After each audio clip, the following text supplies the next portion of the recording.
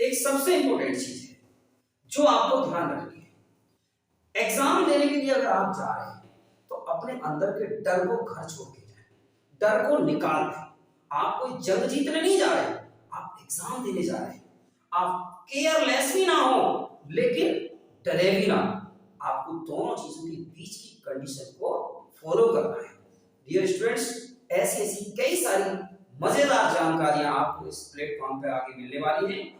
आप जिन्होंने अभी तक ये चैनल सब्सक्राइब नहीं किया है वो इसको सब्सक्राइब कर लें और लाल बटन दबा करके बेल आइकन दबाएं ताकि हर नोटिफिकेशन आपको पहुंचता रहे और आप इसका भरपूर फायदा उठा सकें।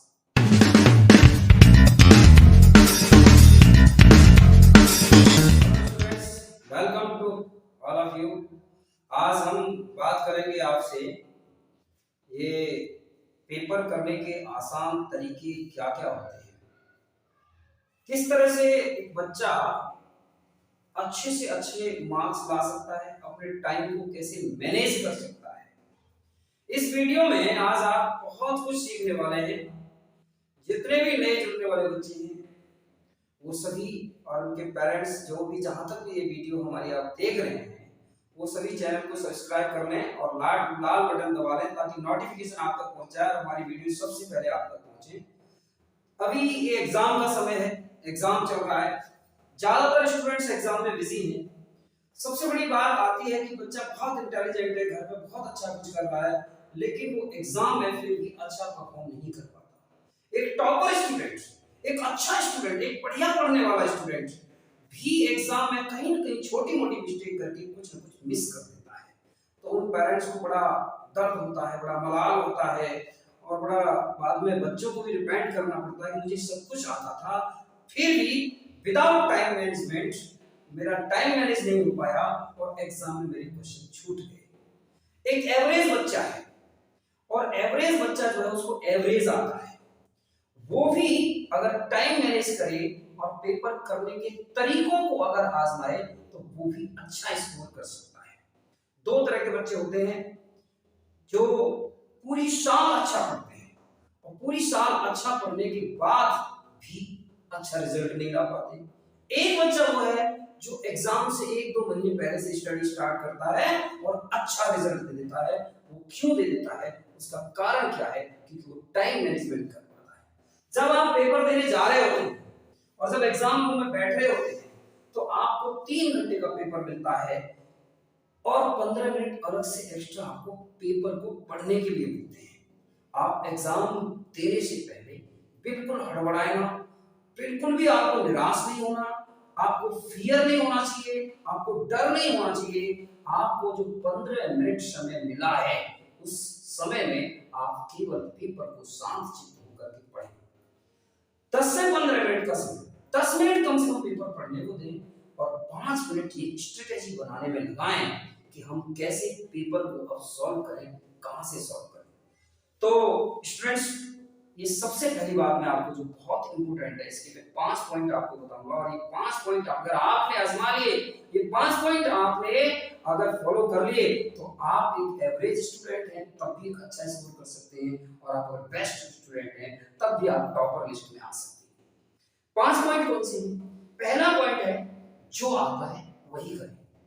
आप इस तरह से क्वेश्चन पेपर को सॉल्व करें, फर्स्ट क्वेश्चन से लेकर के लास्ट क्वेश्चन तक, जो स्मूथली आपको आता है, जो अच्छी तरह से आपको आता है, जिस पे आपकी प्रॉपर कमांड है, उस क्वेश्चन को आप अटेम्प्ट करना शुरू करें। और बीच में जो क्वेश्चंस के लिए बच्चे जगह छोड़ देते हैं, जो क्वेश्चन रह गया उसके लिए जगह छोड़ दी, जगह ना छोड़ें। क्वेश्चन नंबर डालें, उसका आंसर लिखें, क्वेश्चन नंबर डाल के उसका अगर पार्ट है तो क्वेश्चन नंबर 1 का ये पार्ट, 2 का ये पार्ट, 3 का ये पार्ट नंबर लिख के उस पेपर में उसको आगे कंटिन्यू करते चलते हैं। पहला राउंड बच्चों आपका जो होता है वो 1 से 1.5 घंटे का होता है। 1 से 1.5 घंटे में स्मूथली आप वो सारे क्वेश्चंस कर सकते हो जो आपको आसानी से आते हैं एक एवरेज स्टूडेंट के लिए। अगला राउंड आपका शुरू होता है। अगला राउंड आपको 40 से 45 मिनट का होगा। 40 से 45 मिनट में 40 टू 45 मिनट में इवन 50 मिनट भी हो सकता है, किसी बच्चे का 55 भी हो सकता है। वो जो क्वेश्चन आपको नहीं आते थे उनको अब अटेम्प्ट करना शुरू करें। निश्चित तौर पर जो बचे हुए क्वेश्चंस हैं उसके भी 50 से 60% क्वेश्चंस को आप अटेम्प्ट कर पाएंगे सेकंड राउंड में। और जैसे ही सेकंड राउंड आपका खत्म होता है, अब आपके पास जो समय बचता है उसमें वो क्वेश्चन बचते हैं जो आपको नहीं आ रहे। उन क्वेश्चंस को सॉल्व करने की आप कोशिश करेंगे, थोड़ा सा दिमाग लगाएं और क्वेश्चंस को, उनको ज्यादा कुछ नहीं कर सकते हैं, अगर बहुत क्वेश्चन को कुछ भी नहीं आ रहा है तो उसे अटेम्प्ट करने की कोशिश जरूर करें, पेपर में क्वेश्चन को अटेम्प्ट जरूर करें। दूसरी बात, जो सबसे इंपॉर्टेंट बात है, आपका टाइमिंग इस तरह से मैनेज करें कि आपके बाद में 10 से 15 मिनट का टाइम आपको पेपर चेक करने के लिए बचना चाहिए। आप जब तक पेपर को चेक नहीं करेंगे तो आप बहुत कुछ लॉस करके आएंगे। कई बार हमसे छोटी छोटी मिस्टेक्स हो जाती हैं, छोटी छोटी चीजों को हम छोड़ देते हैं, जाने अनजाने में वो चीजें रह जाती हैं, उन्हें हम नहीं कर पाते हैं। जब आप पेपर को चेक करेंगे तो जो जो छोटी छोटी गलतियां आपने की है, जो भी छोटी छोटी चीजें आपने छोड़ दी हैं, कहीं प्लस माइनस की मिस्टेक है, कहीं ग्रामेटिकल मिस्टेक है, कहीं मात्राओं की मिस्टेक है, कहीं पर ग्रामर में आपने जो वोकैबुलरी में मिस्टेक कर रखी है, तो उन सारी चीजों को इंप्रूव करते हुए पेपर को चेक करें पूरा ओवरऑल। इसके बाद दूसरा पॉइंट यह है, क्लियर एंड नीट राइटिंग। आप कई बार क्या करते हैं, छोटे छोटे क्वेश्चंस में पहले टाइम आप लॉस्ट कर देंगे, फिर बड़े क्वेश्चंस के लिए बाद के लिए समय रखते हैं, समय कम रह जाता है, फिर आप बहुत जल्दी जल्दी पेपर खींचते हैं, आपका राइटिंग खराब हो जाता है। जिस पेन से आपने साल भर लिखा है, जो पेन आपकी कमांड में है, उस पेन से लिखें, पेन वही लेके जाएं, हाथ में घड़ी जरूर बांध के जाएं। बिना वॉच के अगर आप पेपर दे रहे हैं तो आप टाइम मैनेजमेंट नहीं कर पाएंगे। आपके पास जरूरी नहीं स्मार्ट वॉच हो, सिंपल वॉच हो, वॉच लेके जरूर जाएं ताकि आप समय देके उसको मैनेज कर सकें। दूसरा, अगर डिस्क्रिप्टिव क्वेश्चन है, मैथ से अलग हटके हम बात करें, तो आप पूरा पैराग्राफ लिख रहे हैं, आपने 4-5 पेज लिख दिए, उसका कोई बेनिफिट आपको होने वाला नहीं है। आप क्या करेंगे, उतने मार्क्स आपको 10 मिनट में मिल सकते हैं, उतने मार्क्स आप आधे घंटे में लेके आएंगे। आप उसको हेडिंग में लिखना सीखें। आप हेडिंग बनाएंगे तो हर हेडिंग को एग्जामिनर कई बार बड़े जो राइटिंग्स होते हैं उनको नहीं पूरा पढ़ पाते हैं, वो ओवरऑल नहीं पढ़ेंगे तो आपको मार्किंग भी नहीं मिलेगी। आप हेडिंग्स में लिखेंगे तो हेडिंग्स पर पूरी नजर होगी और उसके डिस्क्रिप्शन में आप ये देखें कि गलतियां ना हो। जितना आता है आपको, चौथा पॉइंट है, वही लिखें लेकिन सही ढंग से लिखें। जितना आता है आप अपनी तरफ से एक्स्ट्रा कुछ जोड़ने का प्रयास ना करें, उससे मार्किंग बढ़ेगी नहीं, आपकी कम हो जाएगी। और मैंने जो अभी एक पॉइंट आपको बताया था, लास्ट पॉइंट ये था जो मैं बीच में आपको बोल दिया, 10 से 15 मिनट का जो चेकिंग टाइम है, पेपर को खत्म करने का प्रयास हमेशा समय पर करें। समय पर अगर आप पेपर खत्म कर पाएंगे तो आप अच्छी मार्किंग भी ऑब्टेन कर पाएंगे।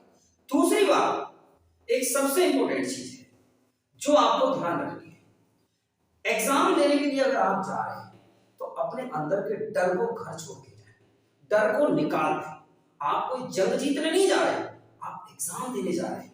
आप केयरलेस भी ना हो लेकिन डरे भी ना, आपको दोनों चीजों के बीच की कंडीशन को फॉलो करना है। डियर स्टूडेंट्स, ऐसी ऐसी कई सारी मजेदार जानकारियां आपको इस प्लेटफॉर्म पे आगे मिलने वाली हैं। आप जिन्होंने अभी तक ये चैनल सब्सक्राइब नहीं किया है वो इसको सब्सक्राइब कर लें और लाल बटन दबा करके बेल आइकन दबाएं ताकि हर नोटिफिकेशन आपको पहुंचता रहे और आप इसका भरपूर फायदा उठा सकें।